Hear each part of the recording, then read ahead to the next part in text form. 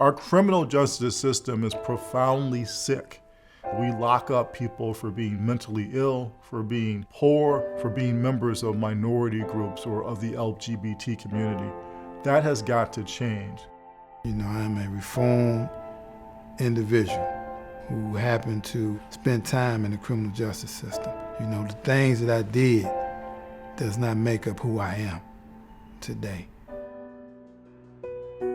When we began in the mid-1980s, in the courtrooms in America, there were very limited options for how to do sentencing. In most cases, it was just a question of prison or probation. I found myself in the late 80s, early 90s in the District of Columbia, as of all things, a prosecutor. And when I went to court in DC, I spent all of my time locking up young African American men. For some reason, African Americans were spending more time in prison, being punished more harshly for committing the same crimes white Americans were committing.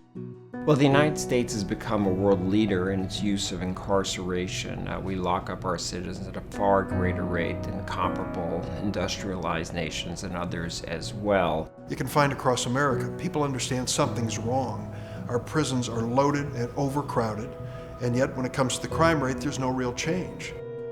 In the early years of the sentencing project, we were mostly engaged in helping to develop alternative sentencing programs. Over time, we began to take a larger look at the system overall. What is the criminal justice system producing? What are its effects? What are the problems?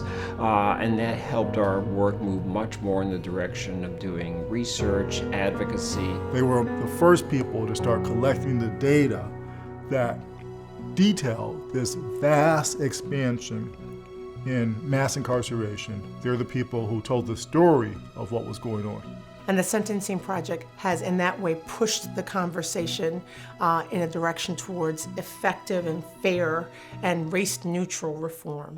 So what can we do to make sure that we take some of the resources now going into corrections unnecessarily, put it instead into law enforcement and community development? When they started the Sentencing Project, they might have thought it would just take a few years, but that perseverance over time to keep at it is an important skill and value. We hope to be able to stay very much in the forefront of shaping that conversation, of asking questions, hopefully providing answers about how we could do things better and differently. Let's all imagine where this beautiful struggle should take us. So hopefully in 30 years from now, we're not going to be talking about mass incarceration.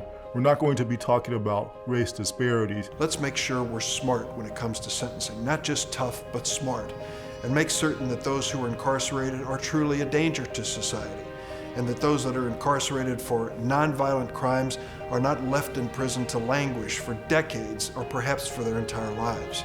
So the Sentencing Project has a continuing important role in getting this job done.